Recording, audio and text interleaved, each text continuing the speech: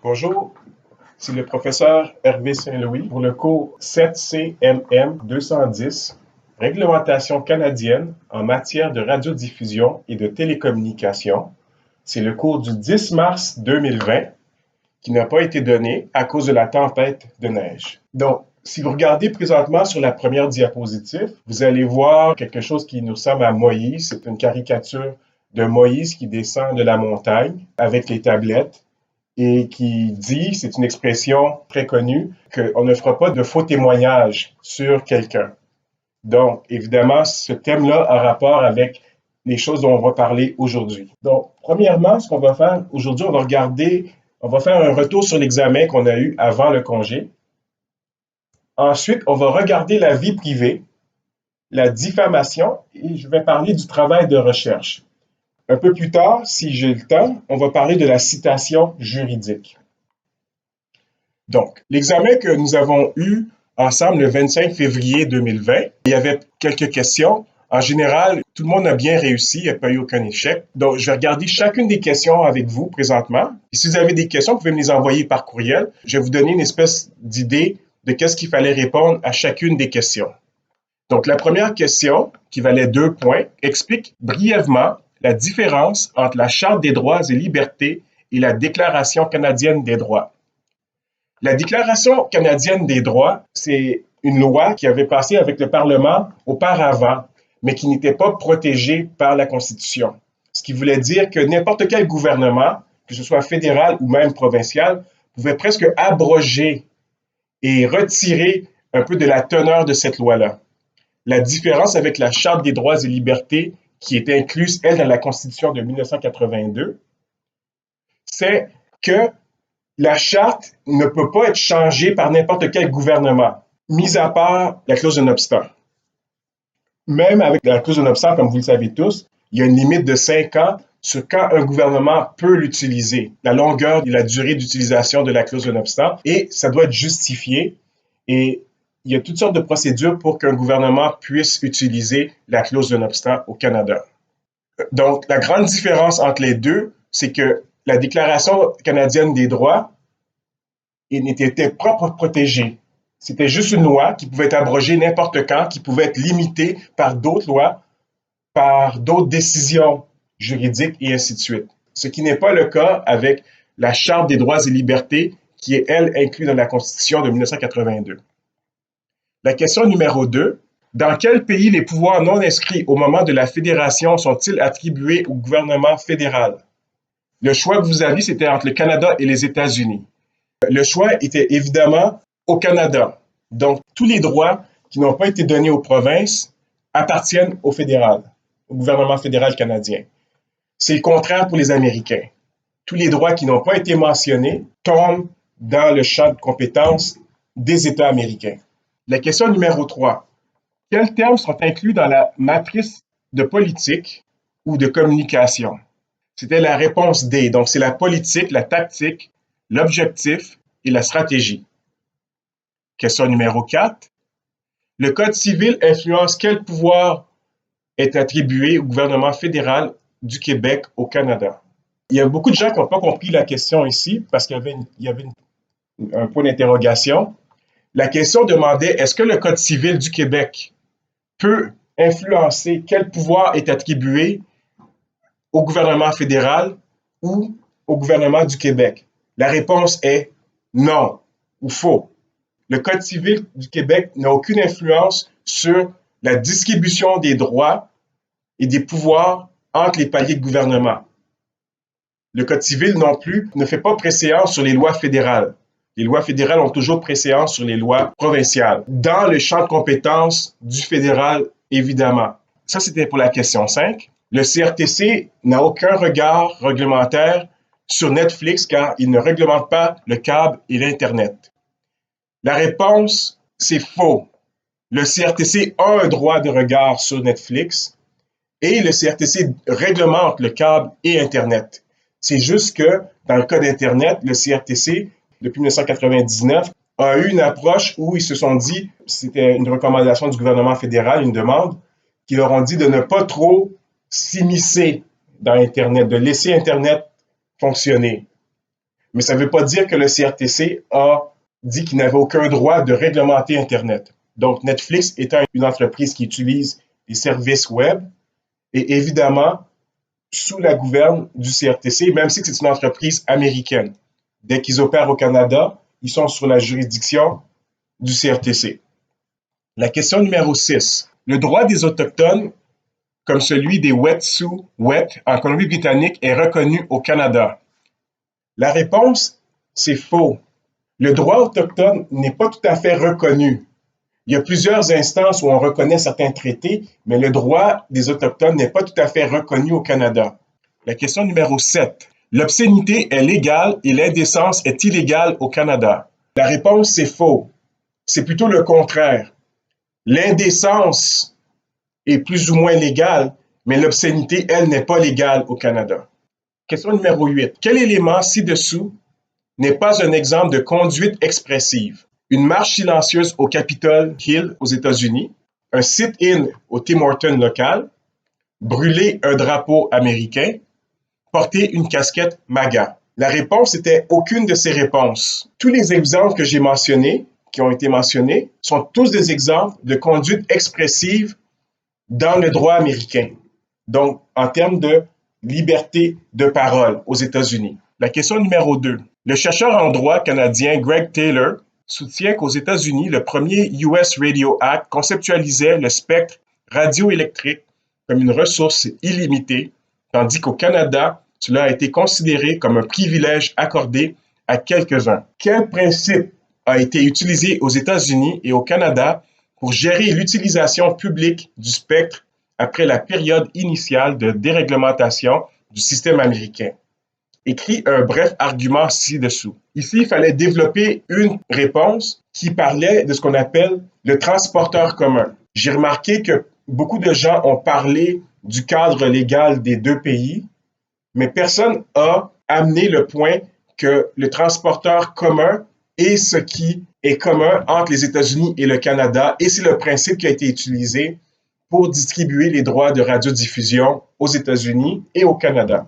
Donc, la plupart des gens ont eu des points partiels là-dessus, mais la vraie réponse était vraiment le transporteur commun. La question 10. Le mariage au Canada est une responsabilité fédérale gérée par les provinces. Le premier ministre Doug Ford veut mettre fin au mariage homosexuel en Ontario. Que doit-il faire pour atteindre cet objectif? Reporte-toi à des lois et à des décisions existantes en présentant ton argument. La plupart des gens ici ont répondu que le premier ministre Doug Ford de l'Ontario devrait utiliser la clause non-obstant pour appliquer sa loi. Plusieurs aussi ont fait un parallèle avec ce que le gouvernement Legault voulait faire avec la charte de la laïcité au Québec.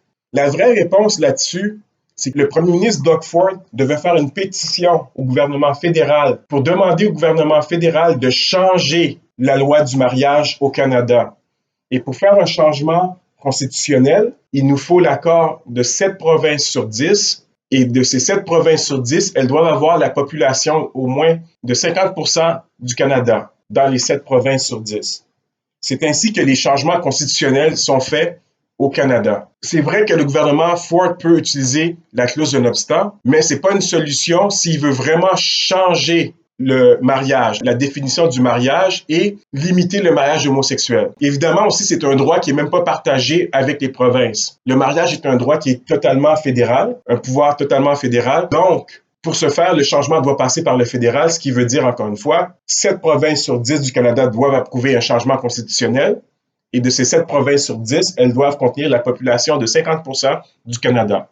Donc, j'ai donné des points partiels à la plupart des étudiants, mais peu d'entre vous avaient répondu cette réponse-là.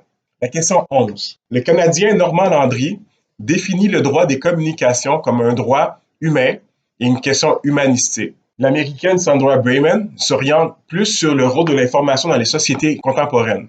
La Canadienne Sarah Bannerman a une approche plus juridique du droit des communications. De plus, les ambiguïtés linguistiques entre l'anglais et le français compliquent la conversation qu'il est possible de tenir dans ce grand domaine de recherche. En utilisant des exemples de lois, de décisions et des cas des domaines spécifiques, explique de façon rigoureuse comment démystifier et expliquer le droit de la communication à quelqu'un qui n'y connaît rien.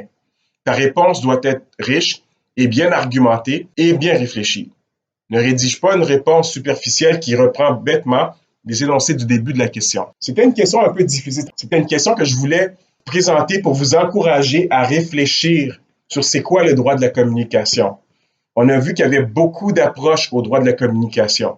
Il y a le Information Policy, le Communication Policy, qui est plus près de ce qu'on appelle le droit de la communication. Donc, il y a plusieurs approches qu'on pourrait regarder pour comprendre. On sait que le Canadien Normand Landry, lui, il a une approche plus humanitaire, où il regarde les droits humains et les droits de la communication comme des droits humains. Donc, lui, c'est une approche un peu plus philosophique qu'il a.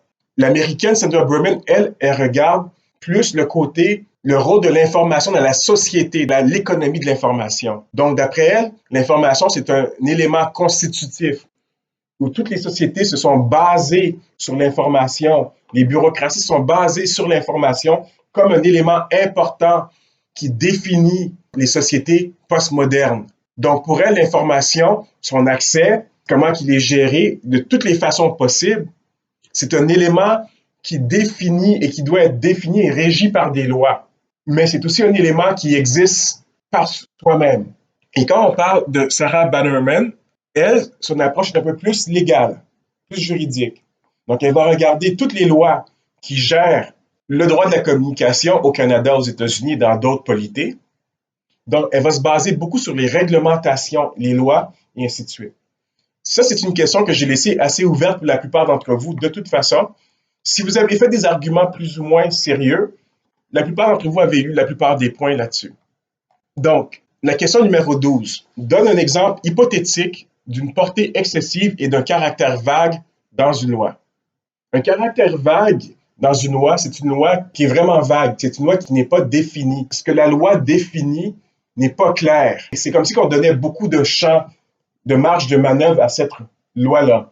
Donc, c'est une loi souvent qu'on applique dans le contexte aux États-Unis de la liberté de la parole, où on dit que c'est très, très large qu'on peut faire, ce qui peut être réglementé par un gouvernement ou par une loi. Donc, on essaie de limiter le caractère vague de comment on veut contrôler la liberté de la parole aux États-Unis. La portée excessive, ça, c'est quelque chose qui dit qu'on ne veut pas que les lois puissent, du contexte américain tout le temps, puissent affecter la liberté de la parole. On ne veut pas leur donner trop de pouvoir pour empêcher que la liberté de la parole puisse se faire. Encore une fois, la portée excessive et le caractère vague sont vraiment des éléments qui sont vraiment plus américains. On va retrouver le caractère vague dans les lois canadiennes, mais la portée excessive est vraiment un concept purement américain. La question 13. Dessine un diagramme du système juridique canadien en te concentrant sur la hiérarchie qui découle des provinces. Donne au moins un exemple d'une cour qui ne fait pas partie de cette hiérarchie découlant des provinces. Ça, c'était une question plus ou moins facile pour la plupart d'entre vous. C'était une question que j'appelle une question bonus. C'était du par cœur. Donc, vous aviez à apprendre plus ou moins le système juridique canadien et la plupart d'entre vous, je dirais tout le monde a fait la même chose. Tout le monde a appris le système juridique canadien et vous n'aviez qu'à nommer une cour qui n'est pas dans le système, comme la cour martiale, qui n'est pas dans le système province fédérale, ainsi de suite. Je veux dire qui est dans le système fédéral, mais qui n'est pas de recours provincial, ou la cour de l'impôt, ainsi de suite. La question 14. Explique la neutralité sur Internet par un diagramme. Encore une fois, c'était une question très facile puisque nous l'avons beaucoup travaillé en classe les semaines qui venaient avant. Donc, la plupart des diagrammes que vous avez faits, je les ai acceptés. C'était assez clair, la plupart d'entre vous. J'ai aucune inquiétude là-dessus. J'ai pas grand-chose à dire là-dessus. La plupart d'entre vous avaient, je voudrais dire la majorité, toute la classe a bien réussi sur cette question. Il n'y avait aucun problème là-dessus. Maintenant, on va regarder la vie privée. Donc, vous vous souvenez dans le cours précédent, théorie et pratique des médias émergents qu'on a fait la session dernière, on avait regardé certaines théories de la vie privée. On va regarder brièvement certaines de ces théories-là qu'on avait approchées, mais on va aller plus dans le légal et plus dans les lois après ça. Donc, juste comme point de discussion sur la vie privée. Mon copain, ma copine regarde mon téléphone pendant que je suis à la salle de bain et lit mes messages textes. Est-ce que ma vie privée a été violée? Pouvez-vous penser à un contexte où il s'agit d'une violation? Pouvez-vous penser à un contexte où ce n'est pas une violation? Ici, pour répondre à cette question, par défaut, un message qui est sur votre téléphone, message texte, vous appartient Spécifiquement, si vous êtes aussi majeur, si c'est un téléphone qui appartient à un enfant, d'une certaine façon, les parents ont un droit de regard ou les gardiens légaux, un droit de regard. Mais ça dépend parce que c'est pas tout à fait complet. On sait que les jeunes filles ont le droit de se faire prescrire certains médicaments, genre la pilule, anticontraception, sans tout à fait avoir un regard des parents dans certains cas. Mais c'est assez limité. Donc, est-ce que si votre copain ou votre copine regarde vos messages textes durant votre absence, est-ce qu'il s'agit d'une violation? D'une certaine façon, oui, mais ça dépend aussi du contexte. Est-ce que vous lui avez pas permis de regarder vos messages textes? Donc, il faut répondre à cette question-là. Est-ce que c'est quelque chose qui se fait d'une façon malicieuse? Est-ce qu'il y a une utilisation de vos messages textes? Un contexte où ça ne serait pas une violation, on pourrait parler de « il y a une urgence ». Vous avez eu un accident, vous êtes à la salle de bain, vous avez eu un accident. Votre copain, votre copine va regarder le message texte pour trouver le contact direct de membres de la famille pour pouvoir les contacter durant une urgence. Est-ce que ce serait une violation de la vie privée? Pas vraiment, puisqu'il y a une situation d'urgence. Donc, il faut aussi comprendre que le contexte de la vie privée est limité au contexte. Donc, s'il y a une urgence, s'il y a utilisation de façon malicieuse ou il y a redistribution de l'information, là, ça devient une question de la vie privée. Mais par défaut, évidemment, il ne faut pas regarder les messages textes de son copain, de sa copine, sans son autorisation. La deuxième question. Un photographe prend une photo de moi pendant que je suis assis sur les marches de l'édifice H durant une manifestation pour l'environnement à l'UQAC. Est-ce que ma vie privée a été violée? Pouvez-vous penser à un contexte où il s'agit d'une violation? Pouvez-vous penser à un contexte où ce n'est pas une violation? Premièrement, il y a une décision qui a été prise il y a plusieurs années au Québec qui empêche les photographes, ça s'applique spécifiquement au Québec, qui empêche un photographe de prendre une photo comme ça d'un membre du public juste comme ça, dans un contexte quelconque, même sur un lieu public. Cependant, si vous faites partie d'une manifestation, d'une démonstration, ainsi de suite, d'un regroupement public, c'est possible qu'on puisse prendre vos photos et les inclure dans un document pour informer le grand public. Donc, quelque chose à but journalistique, d'une certaine façon. Puisque vous êtes dans une manifestation publique, on s'entend que vous acceptez que votre visage soit enregistré et ainsi de suite. Il y aurait des exceptions, par exemple, si vous étiez un mineur. Si vous êtes un mineur, vous êtes dans une démonstration publique, probablement qu'on va brouiller votre visage. Parce qu'évidemment, on sait qu'on ne doit pas distribuer des informations sur les mineurs comme ça, même dans les médias. Donc, un contexte où il s'agit d'une violation, si vous ne faites pas vraiment partie de la manifestation, mais vous êtes juste à côté, peut-être qu'on vous a pris hors contexte et qu'on vous a inclus dans la manifestation. Ou ce ne serait pas une violation, vous vous êtes assis, vous faites un sit-in, vous êtes assis sur les marches et vous avez des revendications et ainsi de suite. Probablement qu'il n'y aurait pas de violation de votre vie privée dans le contexte québécois ici. Donc, certaines des approches théoriques qu'on a sur la vie privée. Peux-tu mentionner 3 des approches sur la vie privée que nous avons étudiées ensemble la session dernière? Peux-tu discuter des approches théoriques sur la vie privée que nous avons étudiées ensemble la session dernière? Évidemment, c'est un travail qui était supposé être fait en équipe ici. 3 approches qu'on peut regarder sur la vie privée, évidemment, ce sont les approches philosophiques, les approches de la théorie sociale et les approches juridiques, donc la loi. Donc, d'un point de vue philosophique, on dit souvent que la vie privée, c'est quelque chose qui a vraiment pris plus d'envergure juste avant Internet, avec la préservation des données privées. Donc, on pourrait dire que les médias électroniques ont commencé à changer la donne et ont donné plus d'importance à la place à la vie privée. C'est quelque chose qu'on va retrouver, c'est un mouvement qu'on va retrouver depuis 1973 aux États-Unis, où on a vraiment compris que, wow, la vie privée, c'est super important.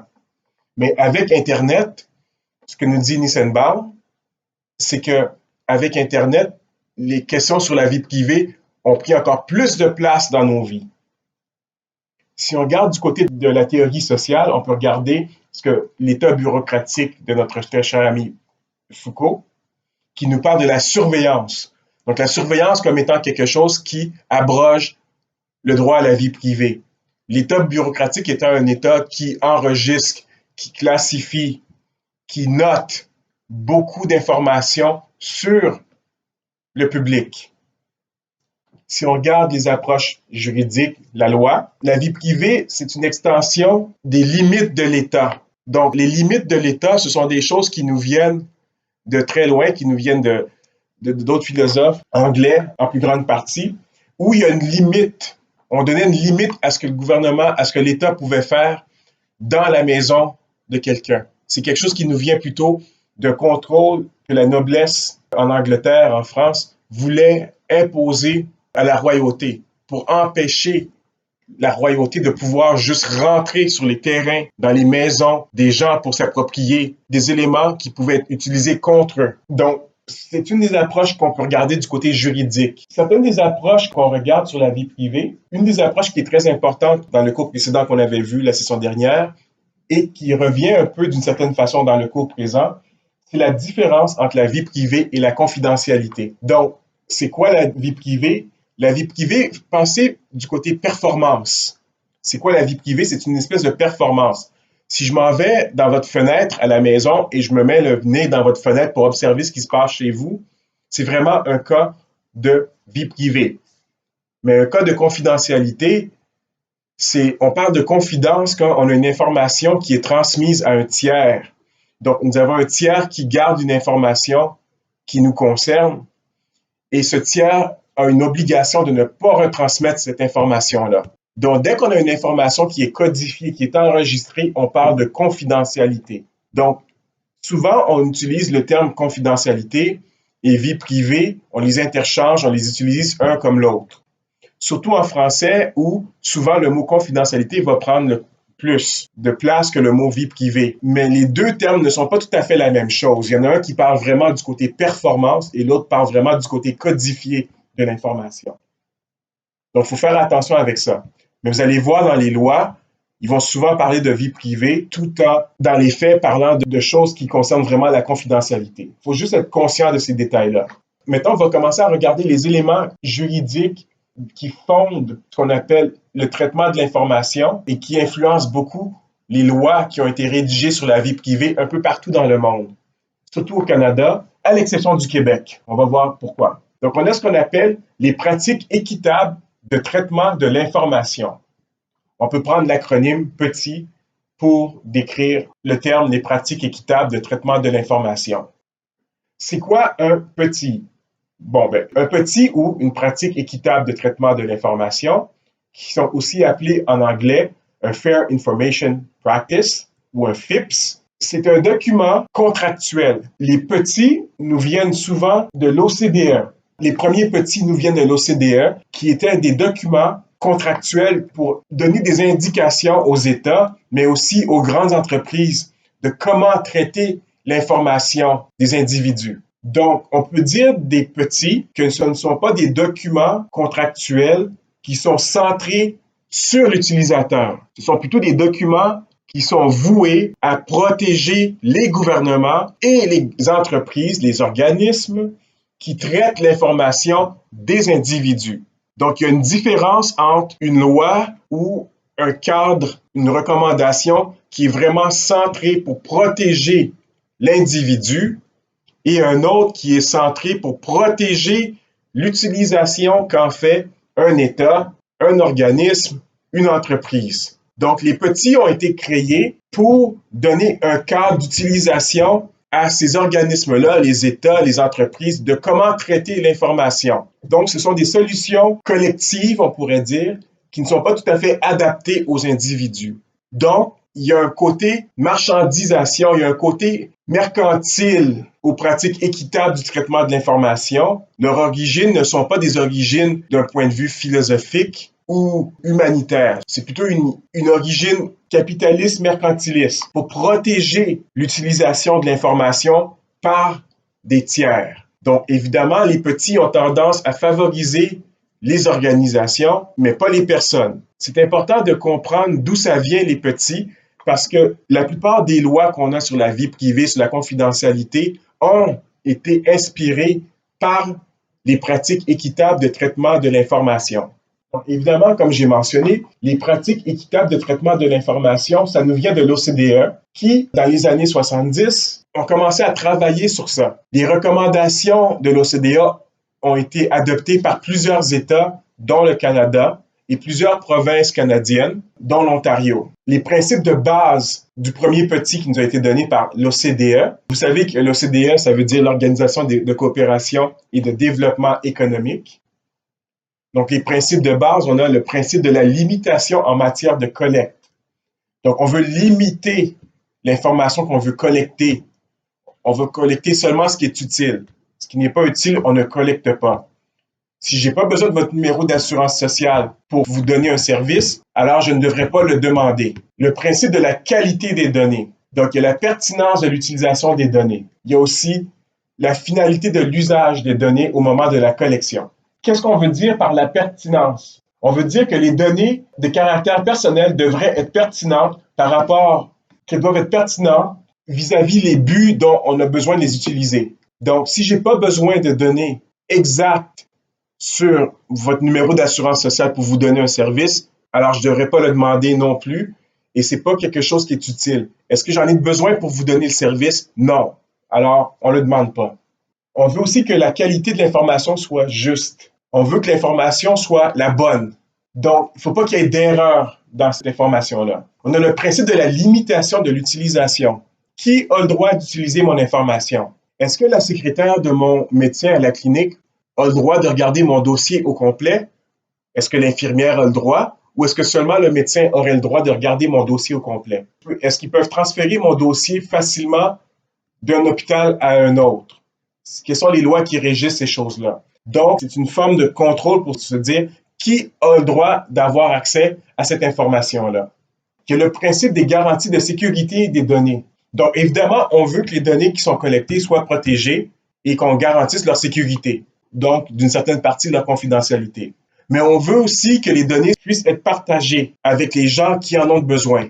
Donc, vous-même, vous devriez avoir accès à vos propres données, mais aussi les organismes qui en ont besoin devraient aussi avoir besoin de ces données-là. Et ceux qui n'en ont pas de besoin devraient être limités dans l'usage, aussi bien des personnes, donc du personnel, que des paliers gouvernementaux et ainsi de suite. On a le principe de la participation individuelle. C'est un principe qui nous parle plus de transparence ici. On a le principe de la responsabilité, évidemment. Donc, il y a une responsabilité de des gens qui utilisent cette information-là aussi.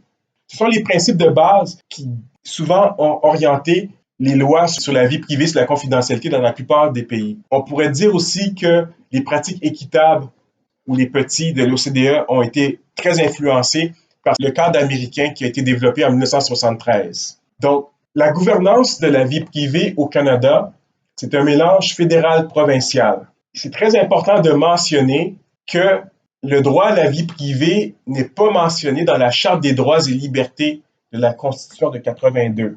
C'est quelque chose, par exemple, que les provinces, elles, souvent se sont donné le droit de rajouter dans leur charte ou dans leur déclaration. Donc, en Alberta, c'est le cas où on a la protection de la vie privée des gens dans le Personal Information Protection Act de la province de l'Alberta.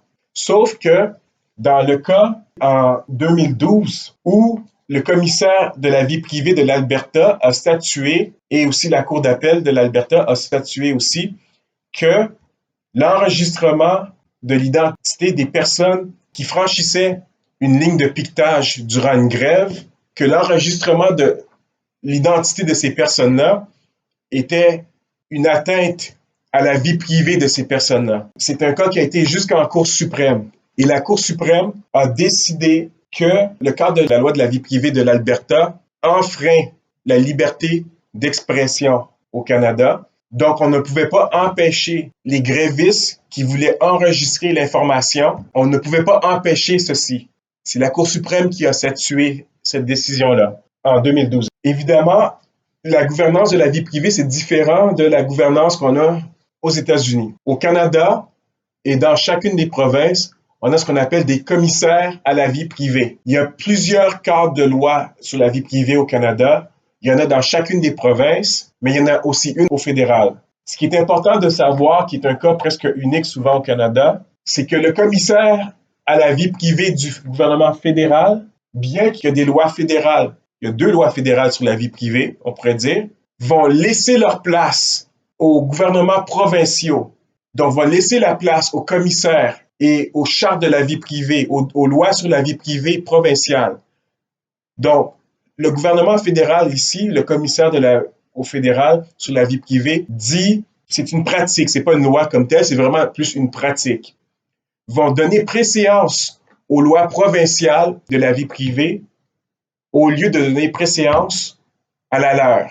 C'est très rare dans le cadre fédéral canadien où le gouvernement fédéral ou une entité du gouvernement fédéral va laisser sa place, va laisser la loi provinciale en pratique, je dis bien en pratique, avoir préséance sur sa propre loi. C'est qu'il faut se rappeler que les lois des provinces et les lois fédérales sont souvent assez similaires. Donc, pour empêcher les complexités, le commissaire de la vie privée au fédéral va souvent dire on va donner préséance à la gouvernance provinciale sur la vie privée, la confidentialité, en ce qui se concerne les Canadiens. Donc, si on est au Québec, le commissaire à la vie privée va donner préséance aux règles de la vie privée du Québec par-dessus celles du gouvernement fédéral. On va le voir dans quelques instants que ce qui est fait au Québec va beaucoup plus loin que ce qui est fait au fédéral en termes de vie privée.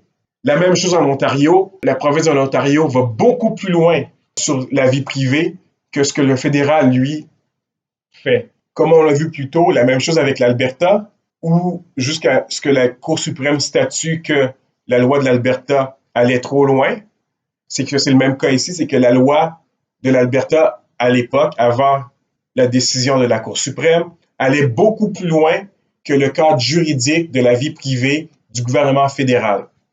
Donc, c'est très important de savoir, je le répète, que le gouvernement fédéral au Canada va toujours, en pratique, c'est pas une loi, mais en pratique, vont donner préséance aux lois provinciales au lieu de donner préséance aux lois fédérales. Je le répète, c'est très rare au Canada. On va regarder le cadre de la vie privée au Québec, c'est très important, parce que comme je l'ai dit, le cadre de la vie privée au Québec va beaucoup plus loin que ce qui se fait au fédéral. Mais pour comprendre comment est-ce que la vie privée est gérée au Québec, il faut comprendre ce que j'appelle la gouvernance de la vie privée au Québec. Donc, c'est un élément qu'on n'a pas regardé depuis le début du cours. On a regardé beaucoup le côté fédéral de la gouvernance des droits humains, des droits fondamentaux. Mais on n'a pas tout à fait regardé le côté québécois. Mais à cause qu'on parle de la vie privée, et plus tard dans le cours, on va parler de la diffamation, il faut maintenant regarder ce qui se fait au Québec, parce que souvent, ces lois-là et les décisions qui sont prises autour de ces lois-là ont préséance en pratique, évidemment, je le dis bien en pratique, sur ce qui se fait au fédéral. Donc, en 1975, durant la Révolution tranquille, le Québec s'est doté d'une charte des droits et libertés de la personne. La Charte des droits et libertés de la personne du Québec a préséance, donc, une autorité sur toutes les autres lois au Québec. Il y en a qui appelleraient ça une espèce de constitution du Québec, mais évidemment, le Québec n'a pas de constitution, parce que le Québec n'est pas un État indépendant, ne peut pas avoir de constitution. Donc, il faut parler de quasi-constitution et non pas d'une vraie constitution, puisque le Québec n'est pas un État indépendant, c'est encore une province. Seulement le gouvernement fédéral peut avoir une constitution. Il faut mentionner que la Charte du Québec des droits et libertés de la personne n'a pas préséance sur la Charte canadienne des droits et libertés, ni sur la Constitution, évidemment, qui fait partie de la Constitution du Canada, et ni sur les lois fédérales. Donc, la Charte du Québec, on va l'appeler la Charte, ça va être plus simple, la Charte du Québec, ne peut pas réglementer ce qui se fait au fédéral. Même si j'ai dit un peu plus tôt que, en pratique, dans le cas de la vie privée, souvent les commissaires de la vie privée au fédéral vont donner préséance aux lois provinciales parce qu'elles vont beaucoup plus loin. Mais au bout de la ligne, s'il y avait un recours, s'il y avait une contestation, ce serait toujours la Charte des droits et libertés du Canada qui aurait préséance sur la Charte québécoise. Donc, un peu d'historique de notre Charte québécoise. La Charte québécoise, évidemment, c'est pas la première. Dans le contexte des autres provinces, on va parler plutôt de déclaration ou en anglais de Bill of Rights. Donc, il y en avait une en Ontario depuis 1944, il y en avait une en Alberta depuis 1946 et une en Saskatchewan depuis 1947. Les chartes de droits et libertés, celles qu'on a au Québec, ont été inspirées de la Déclaration universelle des droits de l'homme qui nous vient de l'ONU. La portée de la Charte québécoise va un peu plus loin que celle de ses voisines des autres provinces. Dans plusieurs cas, on pourrait dire à part l'Alberta. Souvent, dans le cas des chartes des autres provinces, comme celle de l'Ontario, ce sont des mesures antidiscriminatoires. On ne va pas discriminer contre tel groupe ici. La Charte québécoise va beaucoup plus loin que de restreindre la discrimination envers des groupes particuliers. Et elle va aussi plus loin que l'attribution de libertés fondamentales comme la Charte des droits et libertés du Canada. La Charte québécoise, comme la Déclaration des droits de l'Alberta, protège les droits économiques des résidents de sa province. Donc, en Alberta aussi, il y a une protection des droits économiques. Donc, les droits économiques, c'est le droit à la propriété. Le droit à la propriété, d'une certaine façon, est protégé en Alberta et est protégé au Québec. Le droit du travail, le droit de la grève, le droit à l'éducation sont des droits qui sont inscrits dans la Charte québécoise. Vous voyez que c'est ce qu'on appellerait des droits sociaux aussi, qui ne sont pas inscrits dans la Charte canadienne des droits et libertés. Ce ne sont pas des droits qui existent dans la Charte fédérale. Mais au Québec, on a des droits sociaux. Le droit à l'éducation est un droit dans notre Charte québécoise. Un droit économique, ce serait le droit de la grève. Le droit au travail. Et je le rappelle, l'Alberta est une des seules provinces, à part le Québec, qui a aussi des droits économiques. Donc, les droits à la propriété sont protégés en Alberta aussi.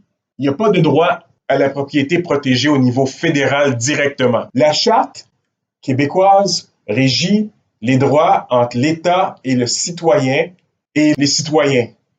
Donc, ça va beaucoup plus loin, encore une fois, que la Charte des droits et libertés du fédéral, parce qu'on régit vraiment comment les citoyens peuvent interagir entre eux. Quels sont les droits et libertés de la Charte des droits et libertés de la personne du Québec? On a des droits fondamentaux. Le premier, tout être humain a droit à la vie, ainsi qu'à la sûreté, à l'intégrité et à la liberté de sa personne. Deuxièmement, tout être humain dont la vie est en péril a droit au secours. Troisièmement, toute personne est titulaire de libertés fondamentales telles la liberté de conscience, la liberté de religion, la liberté d'opinion, la liberté d'expression, la liberté de réunion pacifique et la liberté d'association. Maintenant, quand on regarde le troisième point, celui-là, donc les droits titulaires de liberté fondamentale, on voit en pratique la différence entre la Charte québécoise et la Charte des droits et libertés du fédéral. Donc, tout comme le Bill of Rights ou la Déclaration des droits qu'on avait au Canada avant la Charte des droits et libertés, notre bonne vieille Charte québécoise peut être affectée par le gouvernement du jour assez facilement. C'est un document qui peut être modifié. On sait que le gouvernement Charest avait d'une certaine façon outrepassé le droit à la réunion pacifique et à la liberté d'association en limitant les gens qui pouvaient manifester durant les années 2010. Présentement, avec le gouvernement Legault, la liberté de la religion et même de conscience sont présentement affectées. Donc, le gouvernement Legault voudrait modifier la Charte québécoise pour restreindre l'utilisation de signes religieux. On voit ici que la Charte québécoise peut être modifiée par le gouvernement du jour. D'ailleurs, la Charte québécoise, contrairement à la Charte fédérale, a été modifiée souvent depuis son adoption en 1975. Ce n'est pas le cas de la Charte des droits et libertés du Canada, qui, elle, n'est seulement modifiée que par ajout de droits qui a été fait par les cours, par les tribunaux de fait. Donc, les tribunaux ont attribué rétroactivement le droit aux communautés LGBT. Le droit aux gens transgenres, par exemple, ont été donnés. Ces droits-là n'étaient pas inscrits auparavant. Mais dans ce qu'on appelle le cas de la Charte fédérale, il n'y a pas eu de réduction des droits comme tel. Tandis que dans le cas québécois, le gouvernement du jour peut restreindre des droits que les Québécois avaient autrefois. De là, la différence entre la Charte québécoise et la Charte du fédéral. La Charte fédérale est constitutionnelle, il nous faut un amendement constitutionnel. Donc, comme je l'ai mentionné plus tôt, 7 provinces sur 10, dont la population des 7 provinces dépasse 50% de la population canadienne. C'est la seule façon de modifier ou de retirer un droit au Canada. Au Québec, un gouvernement majoritaire, comme le gouvernement Legault présentement, peut retirer des droits à un groupe. C'est très important de comprendre cet élément-là. Le quatrième élément important de la Charte des droits et libertés de la personne, c'est que toute personne a droit à la sauvegarde de sa dignité, de son honneur et de sa réputation. Qu'est-ce que ça veut dire, ça? On parle de réputation, donc on parle de diffamation. On va voir ça beaucoup plus tard durant le cours. Le cinquième élément, toute personne a droit au respect de sa vie privée. Encore une fois, la Charte des droits et libertés du fédéral ne mentionne pas la vie privée directement. On peut statuer qu'on a une certaine forme de vie privée, mais ce n'est pas statué clairement dans la Charte des droits et libertés du gouvernement fédéral du Canada. Donc, la Charte québécoise, elle protège la vie privée dans le secteur privé entre les individus au Québec avec des principes de base. Donc, notre charte, ça nous donne des principes de base pour réglementer la vie privée. Elle protège aussi le droit à la réputation, donc empêche la diffamation, mais les lois spécifiques qui réglementent et la vie privée et la réputation sont en pratique contenues dans le Code civil du Québec. Quand on parle de diffamation spécifiquement ou de réputation. La vie privée au Québec, elle est réglementée par le Code civil du Québec. Seule la loi ou le consentement d'une personne ou de ses héritiers peut justifier une atteinte à sa vie privée. Donc, la personne ou ses héritiers qui décident qu'est-ce que l'atteinte à la vie privée, d'après le Code civil du Québec. On a ensuite une loi qu'on appelle la loi sur la protection des renseignements personnels dans le secteur privé. Ça, c'est la loi ou la loi 68 qui réglemente comment la vie privée est réglementée par les organismes, par les entreprises privées au Québec. Donc, évidemment, la loi s'applique aux organisations privées, aux entreprises, et non au public spécifiquement. La loi ne s'applique pas aux organismes publics, aux individus ou aux organisations qui sont sous la direction de la loi sur la protection des renseignements personnels et les documents électroniques. Donc, les organismes publics, eux, sont réglementés par la loi fédérale. La loi sur la protection des renseignements personnels sur le secteur de la vie privée réglemente donc les entreprises au Québec. Mais si j'ai une entreprise qui a une charte fédérale, donc comme une banque, dont l'entreprise est réglementée par une charte fédérale, ce sont les chartes fédérales qui ont préséance ici. Maintenant, on va passer à la place de la vie privée dans l'économie de l'information en regardant le cas spécifique de Privacy by Design de Dr. Anne Cavoukian. Je vais vous inviter à regarder la vidéo YouTube que j'ai mis dans les liens à la fin de la présentation. C'est qui Mme Anne Cavoukian ou Dr. Cavoukian? Mais présentement, elle est professeure à l'Université Ryerson à Toronto, mais c'est l'ancienne commissaire à l'information et à la vie privée de l'Ontario entre 1997 et 2014. Après 2014, elle s'est retrouvée à l'Université Ryerson où elle enseigne les questions sur la vie privée et participe à beaucoup d'organismes et de mouvements sur la vie privée. Qu'est-ce que Privacy by Design? Privacy by Design, c'est quelque chose qui a été créé par Dr. Cavoukian durant les années 2000, mais qui a été développé au cours des années, qui est ce qu'on pourrait appeler la politique informationnelle de l'Ontario. Donc, c'est le cadre qui influence comment on peut utiliser l'information et la vie privée en Ontario. Pourquoi est-ce qu'on garde le Privacy by Design de l'Ontario?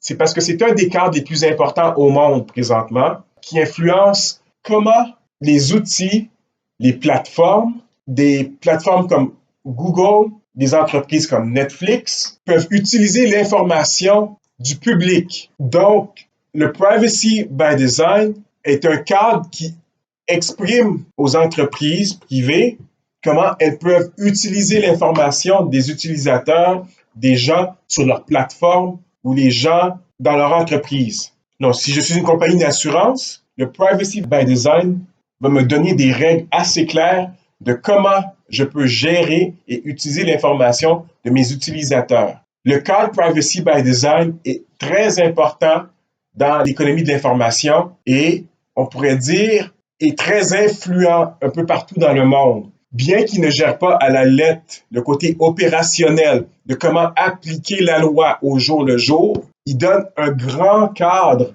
qui va beaucoup plus loin que la plupart des alternatives.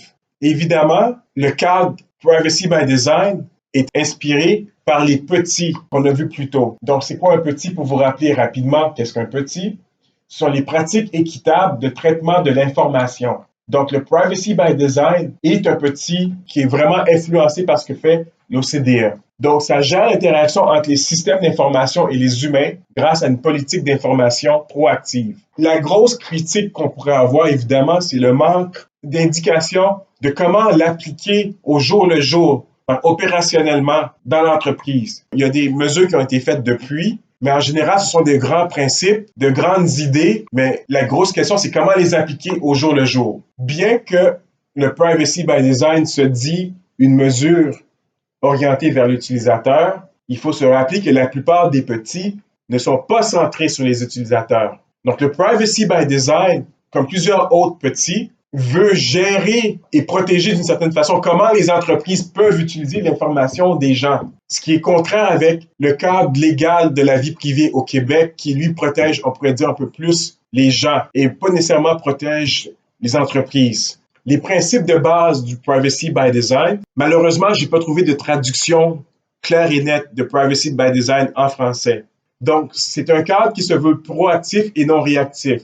Ça veut dire qu'il y a des préventions et il y a des mesures que les gens doivent utiliser. Les développeurs qui créent des plateformes ou des systèmes d'information doivent créer les mesures et non pas les mettre après le design de la technologie. La confidentialité et la vie privée doivent être des paramètres par défaut. Donc, si je m'enregistre à une plateforme et la plateforme me demande de cocher est-ce que je veux rester logué par défaut ou de me dire veux-tu te décrocher? Le Privacy by Design nous dit que par défaut, l'option de ne pas être enregistré, de ne pas rester enregistré sur la plateforme devrait être l'option par défaut et non pas une option que je dois cocher comme utilisateur. Donc, par défaut, le plus haut niveau de protection doit être donné à l'utilisateur et non pas le contraire. La fonctionnalité complète, ça veut dire que c'est l'expression gagnant-gagnant. C'est une expression que j'aime pas beaucoup, où le Privacy by Design veut aider les entreprises à pouvoir utiliser l'information des gens sans nécessairement affecter la vie privée des gens. Donc, c'est un cadre qui veut que tout le monde gagne à la fin. Si vous êtes assez critique dans les cadres de la vie privée, vous allez vous dire, mais est-ce que c'est vraiment possible d'être gagnant-gagnant tout le temps? Est-ce qu'il n'y a pas toujours quelqu'un qui perd au change? Donc, ça, c'est une de mes critiques personnelles du Privacy by Design. C'est que c'est très difficile d'avoir un système gagnant-gagnant où il y a toujours quelqu'un qui gagne. D'après moi, souvent, c'est l'individu qui va perdre. Mais ça, évidemment, c'est une opinion personnelle, d'après plusieurs analyses que j'ai faites dans le passé, mais il faut faire attention avec ça. Donc, le Privacy by Design se veut un système de sécurité bout en bout. Ça veut dire qu'il y a une protection des informations personnelles des gens du début et à la fin du cycle de vie du système d'information. Ça, c'est un bon principe. On veut que l'information soit protégée dès le départ, du début à la fin. Visibilité et transparence. Comment est-ce que l'information est utilisée? Pourquoi elle est utilisée? Le Privacy by Design veut que les développeurs, que les plateformes informent, que les entreprises informent les utilisateurs de comment leur information va être utilisée et pourquoi, à quel but. Il ne faut pas qu'il y ait de choses cachées. Finalement, le respect de la confidentialité des utilisateurs et le Privacy by Design se prétend être centré sur l'utilisateur. Bon, moi, j'ai d'autres opinions là-dessus, mais en théorie, c'est ce que prône le Privacy by Design. Pourquoi on regarde le Privacy by Design? Parce que c'est un cadre très important quand on parle de plateforme, quand on parle des choses comme Apple, le App Store, les téléphones Android, ainsi de suite, les ordinateurs Windows, le macOS. Quelle information est-ce que Bell, Rogers, TELUS peut faire de vos informations privées? Votre compagnie d'assurance, votre banque. Donc, le Privacy by Design va gérer l'utilisation de votre information. Évidemment, c'est du niveau provincial en Ontario. Mais le cadre Privacy by Design, parce qu'il est influencé par les petits de l'OCDE, est quelque chose qui est facilement utilisable dans d'autres juridictions, dans d'autres pays, d'autres États, d'autres provinces, ainsi de suite. Maintenant, on va regarder le cadre de la loi sur la vie privée au Canada. Maintenant, il y a deux lois sur la vie privée au Canada. Il y a la loi sur la protection des renseignements personnels et il y a la loi sur la protection des renseignements personnels et documents électroniques, le LPRPDE. En anglais, on appelle ça le PIPEDA. Donc, la deuxième loi régit l'utilisation des documents des gens par les entreprises sous la juridiction fédérale. Donc, il y a plusieurs principes ici. On a le principe de responsabilité, le principe de détermination des fins de la collecte des renseignements. Donc, rapidement, je vais regarder. Si on regarde le principe de responsabilité, c'est une organisation est responsable des renseignements personnels dont elle a la gestion. Elle doit nommer une personne qui devra s'assurer de sa conformité à ces principes relatifs à l'équité. Le deuxième principe, la détermination des fins de la collecte de renseignements. Les fins auxquelles des renseignements personnels sont recueillis doivent être déterminés par l'organisation avant la collecte ou au moment de celle-ci.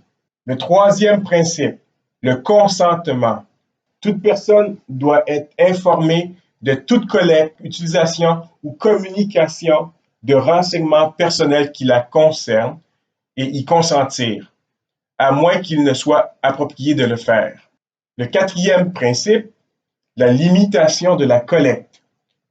L'organisation ne peut recueillir que les renseignements personnels nécessaires aux fins déterminées et doit procéder de façon honnête et licite. Je dis bien licite et non illicite.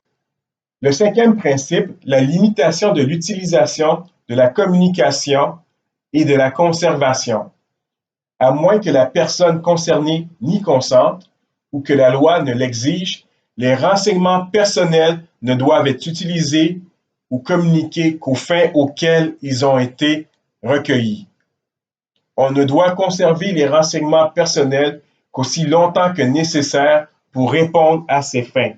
Le sixième principe, l'exactitude. Les renseignements personnels doivent être aussi exacts, complets et à jour que possible afin de satisfaire aux fins auxquelles ils sont destinés. Le septième principe, la mesure de sécurité. Les renseignements personnels doivent être protégés au moment de mesures de sécurité correspondant à leur degré de sensibilité.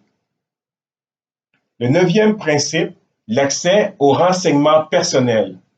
Une organisation doit informer toute personne qui en fait la demande de l'existence de renseignements personnels qui la concernent, de l'usage qui en est fait et du fait qu'ils ont été communiqués à des tiers et lui permettent de les consulter. Il sera aussi possible de contester l'exactitude et l'intégralité des renseignements et d'y faire apporter les corrections appropriées.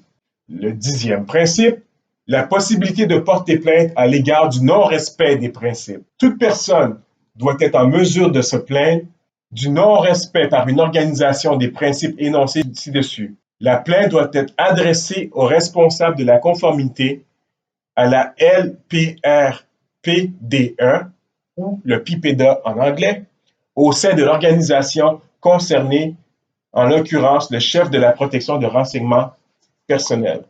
Pour récapituler, j'aimerais indiquer que la loi sur la protection des renseignements personnels est régie comment le gouvernement fédéral, les autres organismes au gouvernement fédéral utilisent les informations personnelles des Canadiens, tandis que la loi sur la protection des renseignements personnels et les documents électroniques, le LPRPDE ou le PIPEDA, elle régit comment les entreprises privées peuvent gérer, utiliser les documents et les informations personnelles des gens.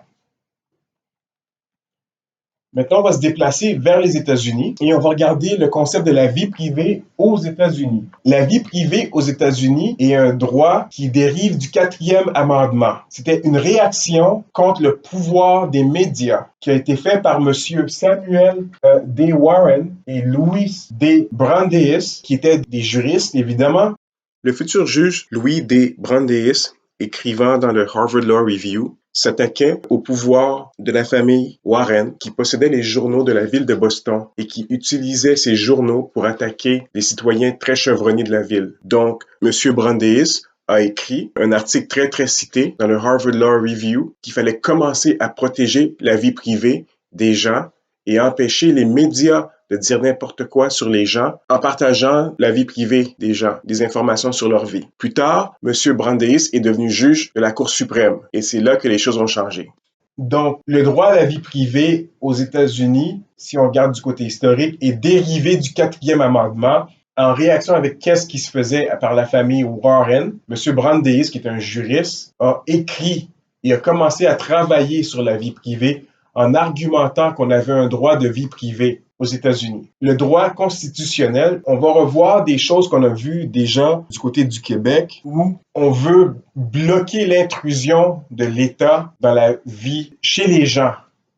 Le 4e et le 5e amendement fait que le domicile a un caractère sacré et que c'est une atteinte que de rentrer dans le sacré, en guillemets, de l'homme, d'après les écrits à l'époque. Donc, il y a le côté, c'est comme ça qu'il faut comprendre la vie privée aux États-Unis, comment que ça a commencé comme droit. Donc, le droit à la vie privée aux États-Unis, au départ, évidemment, c'est presque jusqu'en Cour suprême des États-Unis, où la Cour suprême a statué sur le droit de contrôler la diffusion d'informations sur soi. Donc, il y a des classes qu'on appelle des classes de personnes, donc des enfants, des patients. Il y a aussi le type d'information, donc les déclarations de revenus, les données médicales, mais aussi l'ensemble de circonstances, donc une intrusion. Donc la Cour suprême, elle, a fait des décisions là-dessus aux États-Unis. De ce côté-là, on regarde à des lois assez tôt, mais c'est qu'en 1974 qu'il y a eu les premières lois sur la vie privée aux États-Unis. Donc, la première loi sur la vie privée aux États-Unis, c'est le Family Education Right and Privacy Act de 1974. Il y avait aussi d'autres lois auparavant qu'on appelait le Federal Record Act de 1950, le Privacy Protection Act de 1980, qui a rajouté. Il y a des lois aussi spécifiques aux enfants et il y a des lois pour la documentation électronique. Quand on parle de vie privée aux États-Unis, donc, on parle de ce qu'on appelle des torts. Un tort, c'est quand on fait un mal à quelqu'un. Donc, en anglais, on appellerait ça un privacy tort.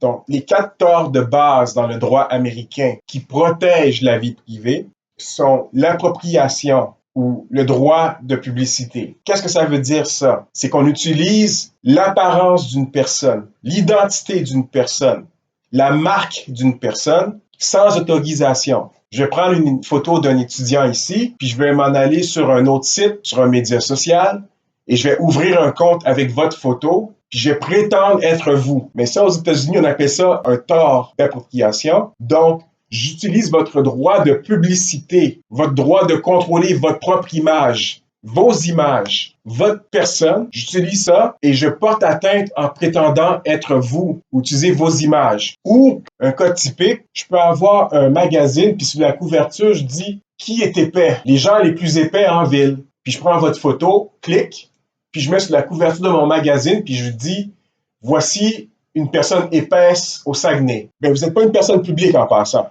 une personne privée. Donc, vous n'êtes pas une personne connue. Et je prends votre photo, puis je vous appelle le sans-dessin du Saguenay. Bien, dans un contexte américain, ce serait un tort que je vous porterais en m'appropriant votre droit de publicité, en prenant votre image et l'associant à autre chose. Il y a ce qu'on appelle l'intrusion dans la solitude ou l'isolement. Donc ça, c'est assez clair. C'est l'intrusion dans un espace qui est le vôtre, dans votre solitude, donc votre casier, votre boîte à mal, vos courriels, s'ils ne appartiennent pas aux courriels de vos employeurs. Et je regarde là-dedans vos courriels privés, votre casier, votre maison, et je m'en vais chercher des informations chez vous. Donc on appelle ça l'intrusion dans la solitude ou l'intrusion dans l'isolement de la personne. C'est un tort à la vie privée dans le contexte américain. Il y a ce qu'on appelle aussi la divulgation publique de faits privés. Donc, c'est révéler des faits embarrassants et privés qui n'ont qu'un but public, qui n'a pas d'importance publique. Donc, vous avez contracté une maladie récemment, vous êtes un citoyen privé, puis moi, je m'en vais divulguer ça dans le public. Je vais dire, vous avez eu telle maladie et telle affaire qui s'est passée avec vous. Mais c'est d'aucune importance pour le public de savoir que vous avez eu telle maladie. Et pourtant, je le révèle. Alors là, c'est la divulgation publique de faits privés. On n'a pas le droit de divulguer des faits privés dans le contexte américain qui vous regardent. Ensuite, on a ce qu'on appelle la fausse lumière aux yeux du public. Toi, en anglais, le false light in the public eye. C'est quoi ça? C'est faire du mal à votre réputation, dire des choses contre vous pour vous offenser dans le public. Donc, j'essaie de vous faire du tort en faisant de la fausse lumière, en révélant des choses dans le public de façon offensive pour vous faire un tort. Ben, c'est un tort contre la vie privée. Maintenant, quand on se fait accuser de tort à la vie privée, il y a des façons de se défendre d'une accusation de tort contre la vie privée. On peut prétendre, dans le contexte américain toujours, on s'entend, que ce qui a été révélé était d'actualité. Donc, il y avait un élément public que l'on devait révéler ceci. Un exemple flagrant, les taxes de M. Trump, son rapport d'impôt. Il y en a qui disent que parce qu'il est président des États-Unis, c'est une tradition que les candidats à la présidence remettent leur rapport d'impôt au public. Donc, si j'aurais quelqu'un qui irait révéler le rapport d'impôt public du président Trump au public américain, il pourrait prétendre que son rapport d'impôt est de pertinence publique et d'actualité, que c'est une information que le public a le droit d'avoir. On peut prétendre aussi que ce qui a été dit est véridique. Donc, si je dis que vous avez fraudé, vous avez volé quelque chose qui ne vous appartient pas, c'était une information qui était privée, mais je le dis au public, donc j'enfreins votre vie privée. Mais si c'est vrai que vous avez vraiment fraudé, que vous avez volé quelque chose, je peux prétendre que parce que c'était vrai, je peux me prétendre me protéger d'une accusation de tort en prétendant que ce que j'ai révélé était véridique. Donc, c'est la vérité. Donc, j'ai pas menti. On a ce qu'on appelle la vue claire. La vue claire, c'est quelque chose qui est évident, qu'on peut voir facilement. Disons que vous marchez en ville, puis vous portez des couches d'adultes. Mais en marchant, on voit que vous portez des couches parce que vous n'avez pas rempli votre chemise dans votre pantalon, puis on voit que vous portez des couches. Tout le monde le voit. C'est pas un secret polichinelle. Le dire à tout le monde, oui, on pourrait prétendre qu'on brime votre vie privée, mais pendant que vous marchez en ville, on voit que vous portez une couche. Donc, on appelle ça la vue claire. C'est clair et simple de prouver que vous avez porté une couche. Vous l'avez porté, la couche. On l'a vu. Donc, on pourrait se défendre d'avoir révélé à tout le monde que vous avez porté une couche en disant que, vous marchez au centre-ville sur la rue Racine, on vous a vu porter une couche. Donc, c'était clairement et simplement visible que vous avez porté une couche. Donc, on n'a pas inventé, c'était le consentement. Le consentement, vous avez consenti à ce qu'une information sur vous soit révélée en échange, en contrepartie de quelque chose d'autre. Donc, une forme de considération. En contrepartie, vous avez été payé. Vous avez eu de la publicité gratuite pour votre blog. Vous avez reçu quelque chose de valeur en échange. Donc, vous avez consenti à ce qu'on révèle quelque chose sur vous en échange d'autre chose. Donc, on appelle ça une forme de considération. Il y a eu un échange. Donc, on pourrait prétendre que si vous avez accepté d'être publicisé, qu'on mette un lien à votre blog, que vous avez consenti qu'on dise toutes ces choses à propos de vous. Donc, vous ne pouvez pas prétendre qu'il y a eu enfreinte à votre vie privée si vous avez consenti à ce qu'on mette un lien vers votre blog. Ensuite, il y a ce qu'on appelle des documents publics. Donc, vous avez été arrêté pour infraction, consommation en état d'ébriété. De fait de révéler cette information-là, dans le contexte américain toujours, c'est pas un tort à la vie privée. Pourquoi? Parce que c'est une infraction qui est documentée dans des documents publics. On peut aller fouiller et voir que vous avez eu une contravention la semaine passée. On peut aller fouiller et voir que vous avez été arrêté pour conduite en état d'ébriété il y a 3 semaines. C'est du domaine public. C'est enregistré dans un document juridique, donc c'est pas de la vie privée. On peut pas dire que si on dévoile que vous avez été arrêté pour conduite en état d'ébriété ou que vous avez eu une amende pour une infraction routière, dans le contexte américain toujours, qu'on a enfreint votre vie privée. Non, parce que c'était public. Maintenant, on va regarder le cas de la vie privée, puis ce qu'on appelle les guerres culturelles aux États-Unis, ou ce qu'on pourrait appeler les cultural wars en anglais. C'est quoi les guerres culturelles aux États-Unis?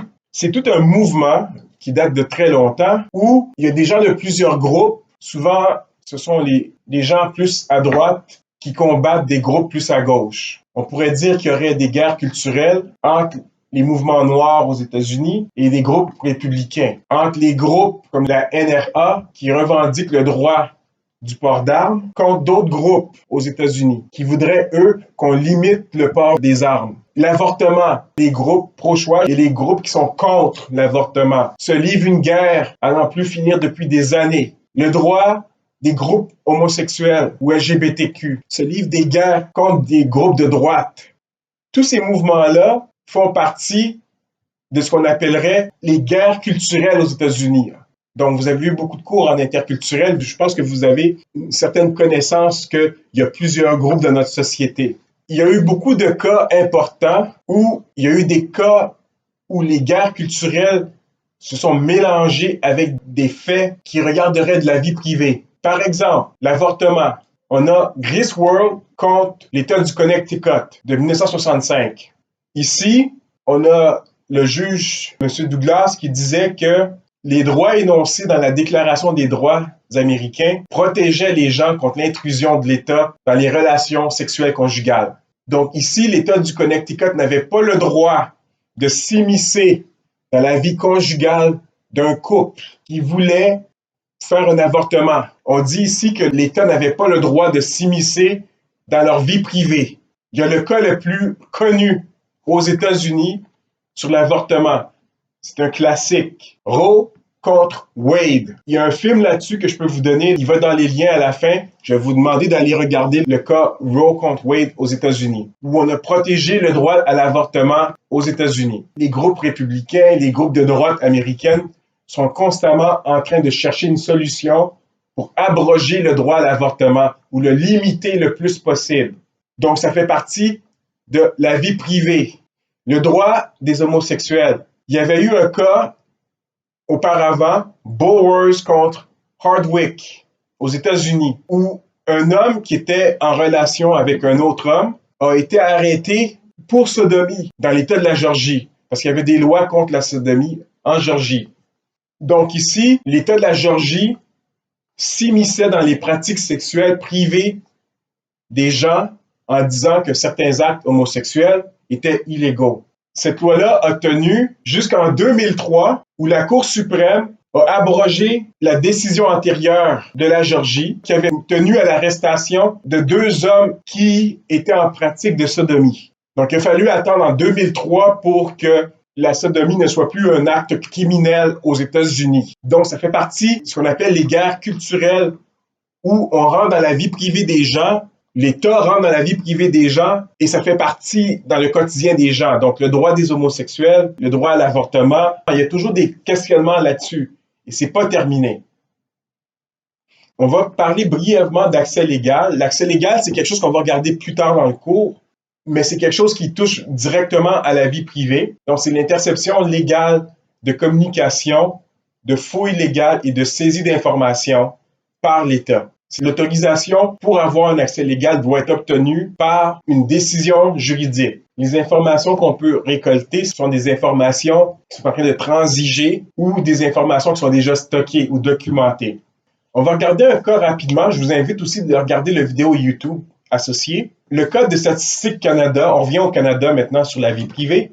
On va regarder le Code de Statistique Canada qui voulait utiliser les informations bancaires privées des Canadiens dans ces statistiques. C'est un cas qui a fait la une en 2018, où les Canadiens, beaucoup de gens, et surtout des gens du Parti conservateur, disaient « On ne veut pas que le gouvernement fédéral, Statistique Canada ici, puisse collecter des informations sur nos informations bancaires. » Est-ce que Statistique Canada, si on se base sur le cas des petits, donc les pratiques des petits, vous vous souvenez, c'est quoi un petit? Les pratiques équitables de traitement de l'information. La question ici était, est-ce que Statistique Canada a vraiment besoin de l'information bancaire des Canadiens pour avoir une image des pratiques des Canadiens, des pratiques économiques des Canadiens?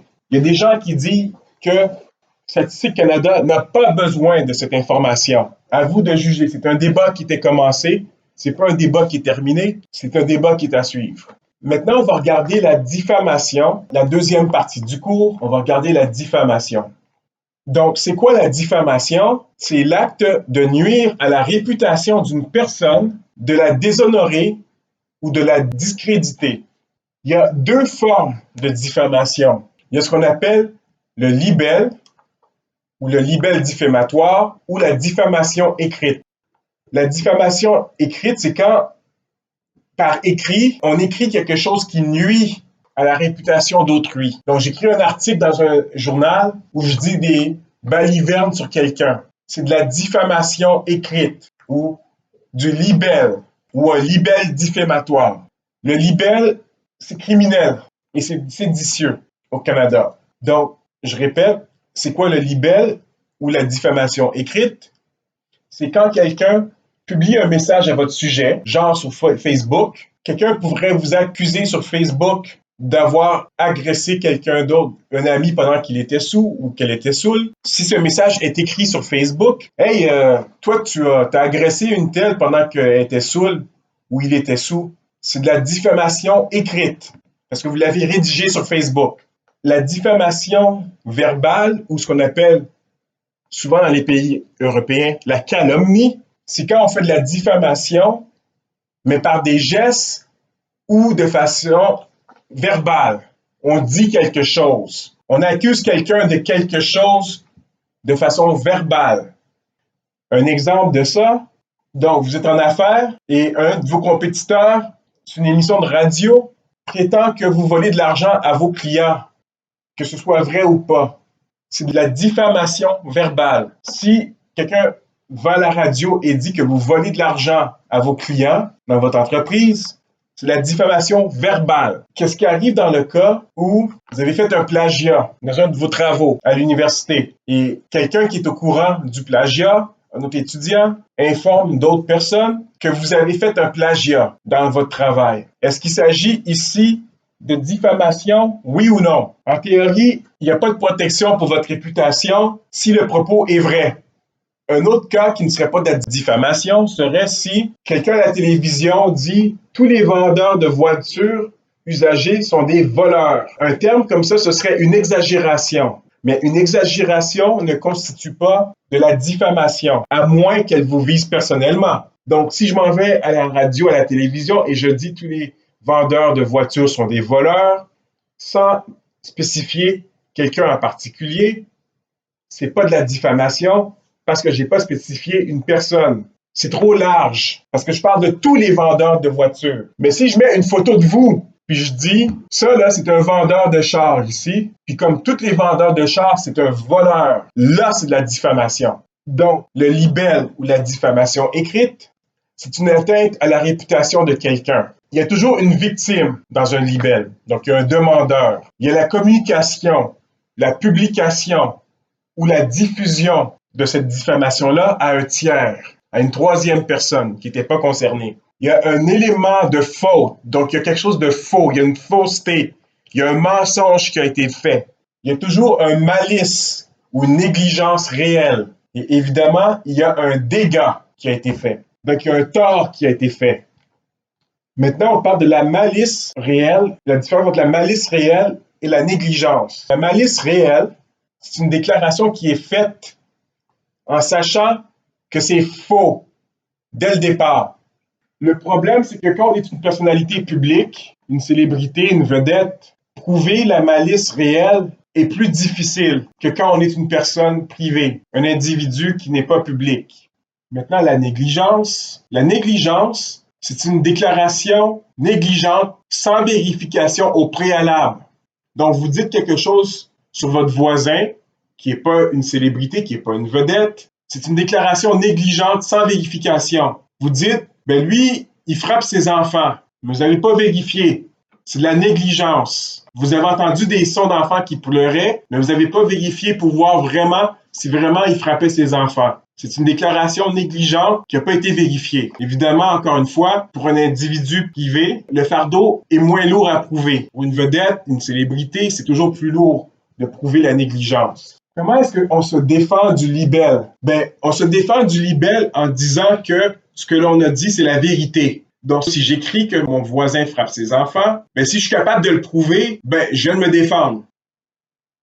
Il y a ce qu'on appelle le privilège qualifié. Le privilège qualifié, c'est tout ce qui est dit dans un parlement ou dans une cour. Si je traite le premier ministre de trou de cul pendant que je suis dans le parlement, à l'Assemblée nationale à Québec ou à la Chambre des communes à Ottawa, bien que c'est un manque de respect, mais comme député, j'ai quand même ce qu'on appelle le privilège qualifié. Dans cet espace-là, j'ai le droit de dire des choses comme ça. Mais du moment que je sors de la cour ou du Parlement, est-ce que j'ai le droit de traiter n'importe qui de trou de cul? Est-ce que j'ai le droit de dire que mon voisin a volé les pommes d'un autre voisin d'à côté? Non. Je peux le dire dans un tribunal, dans une cour.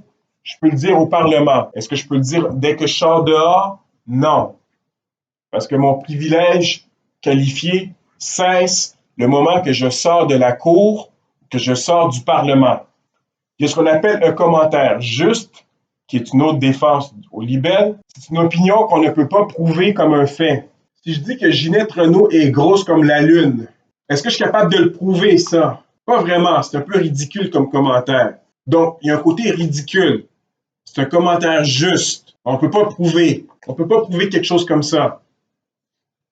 Maintenant, on va faire quelques exercices ensemble. En théorie, on les aurait faits en groupe, mais je vais les faire avec vous ici.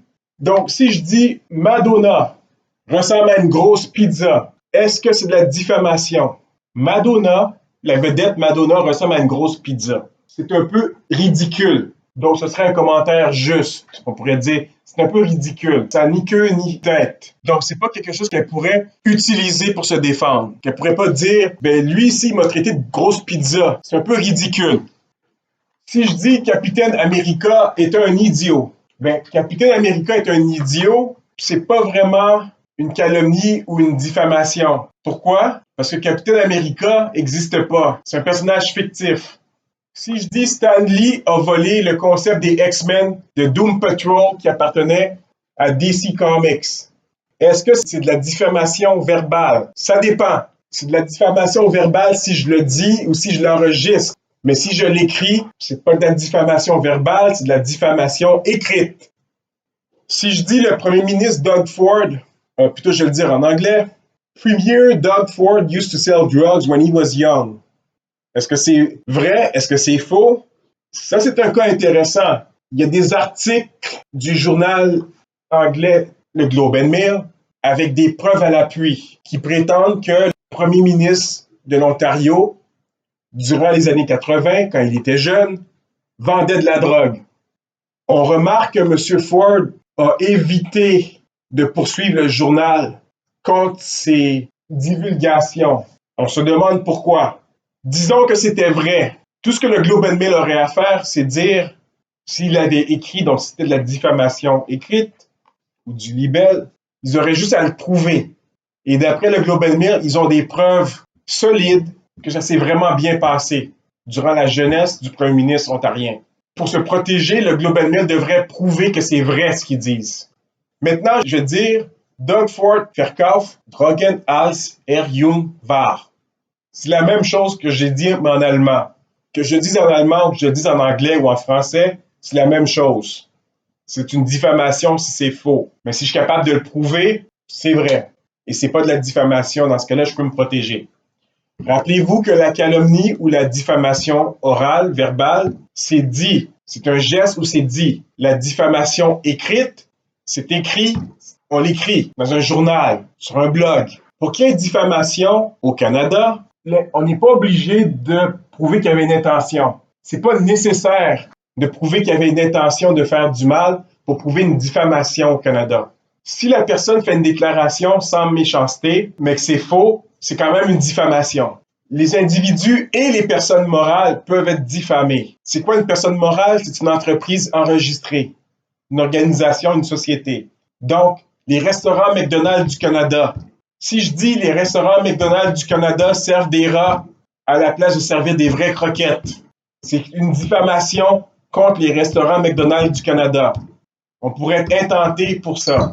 Il faut remarquer qu'un gouvernement ne peut pas être diffamé. On peut dire que le gouvernement fédéral a fait quelque chose de mal, mais on ne peut pas diffamer le gouvernement.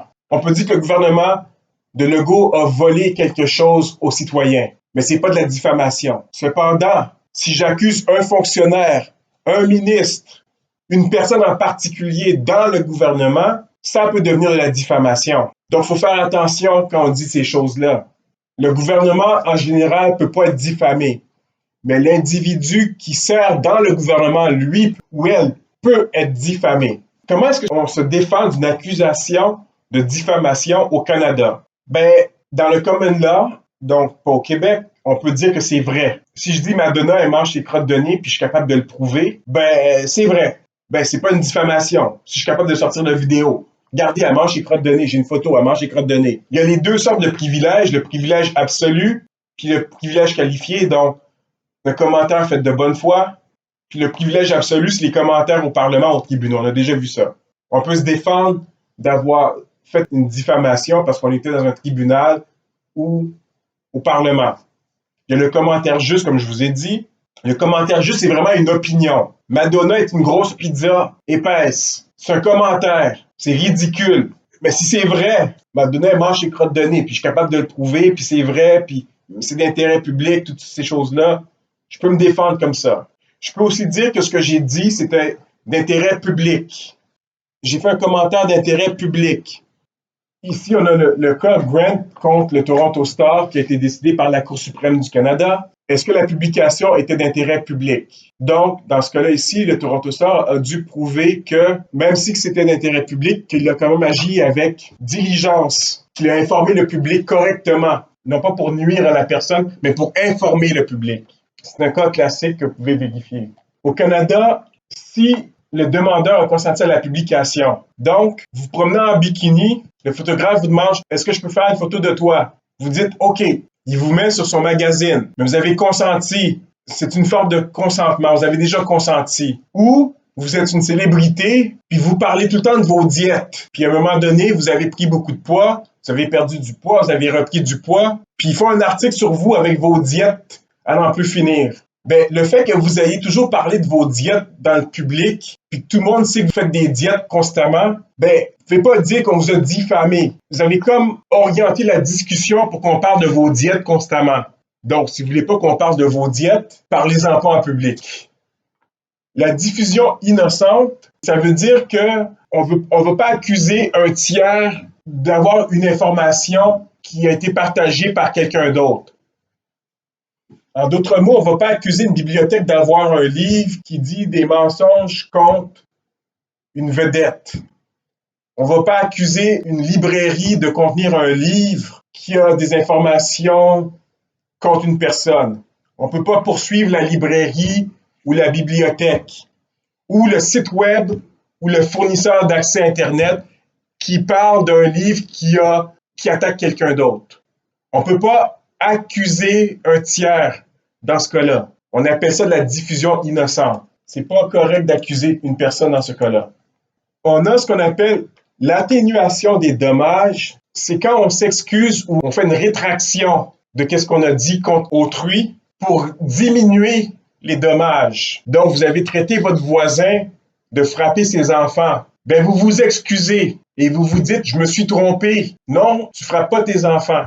Et je m'en excuse sincèrement d'avoir affirmé que tu frappais tes enfants. Mais dans ce cas-là, la peine va être considérée par les juges et la peine va être réduite. Il y a aussi ce qu'on appelle les poursuites bâillons. Les poursuites bâillons, c'est des poursuites souvent par des groupes qui vont intenter une poursuite contre quelqu'un qui va révéler quelque chose pour les empêcher de parler en public. Vous avez un parent dans un centre, un grand-parent dans un centre de personnes âgées pour la vieillesse. Dans ce centre-là, les personnes âgées sont maltraitées.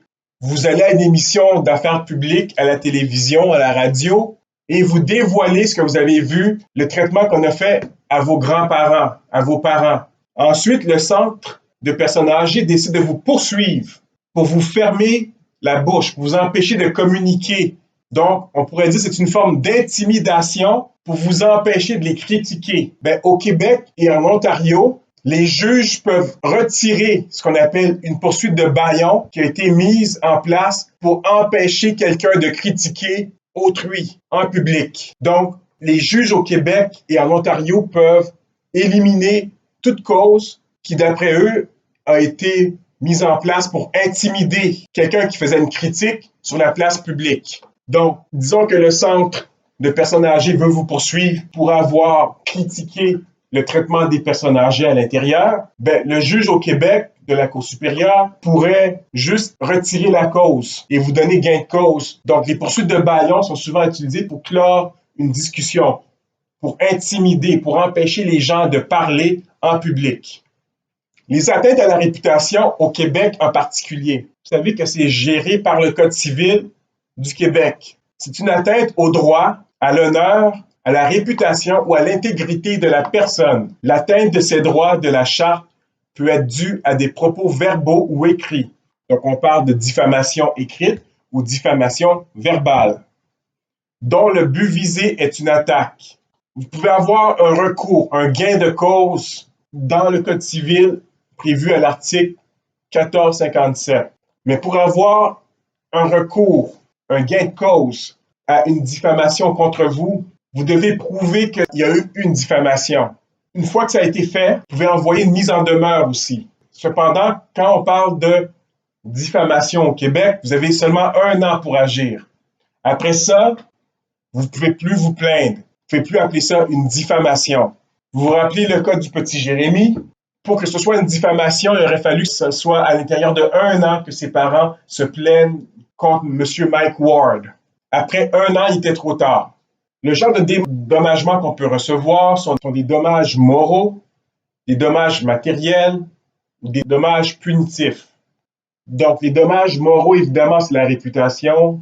Les dommages matériels, on a dit quelque chose contre vous, ça vous a empêché d'avoir un emploi, vous avez perdu des biens, vous avez été congédié ou quelque chose comme ça. Et il y a aussi des dommages punitifs que vous pouvez demander.